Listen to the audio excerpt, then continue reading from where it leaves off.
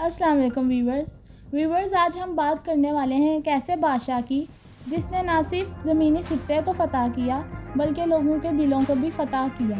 آج ہم بات کرنے والے ہیں 17 سال کے اس نوجوان کی جس نے سمندر کی موجوں کو چیرتے ہوئے سب کانٹیننٹس یعنی بڑے صغیر کی تاریخ ہمیشہ کے لیے بدل دی۔ نام محمد بن قاسم۔ جی ہاں، آج ہم بات کرنے والے ہیں محمد بن قاسم کے بارے میں۔ سن 712 سرندیپ یعنی سری لنکا سے آنے والے مسافری جہازوں کو دیپال یعنی کراچی کے قریب بحری قزاق لوٹ لیتے ہیں۔ اب ان جہازوں میں بے بس خواتین اور بچے تھے جو فریاد کر رہے تھے۔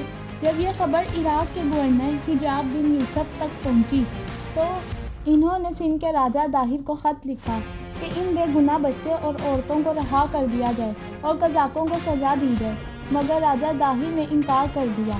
اب اس انکار کا جواب صرف میدان جنگ میں ہی مل سکتا تھا۔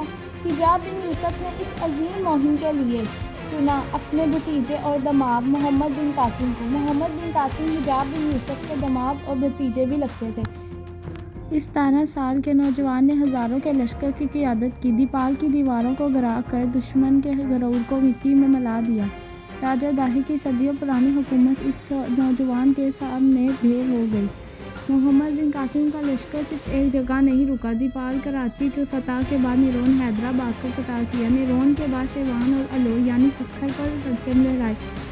اب اس کے بعد آگے بڑھے اور ملتان، جس کو اس زمانے میں سٹی آف گولڈ کہا جاتا تھا، اس کو فتح کیا۔ ان تمام علاقوں پر فتح حاصل کر کے اس نے سندھ اور پنجاب کے ایک بڑے حصے پر ایک اسلامی حکومت قائم کی۔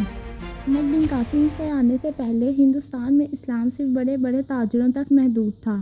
ان کا عدل، انصاف اور برابری کا نظام اور عام لوگوں کو مذہبی آزادی دینا، یہ وہ چیزیں تھیں جنہوں نے یہاں کے لوگوں کو متاثر کیا اور وہ خود بخود اسلام میں داخل ہوتے گئے۔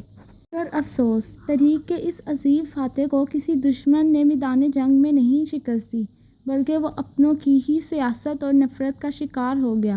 سن 715 میں عراق میں نیا خلیفہ سلیمان بن عبد الملک تخت پر بیٹھا۔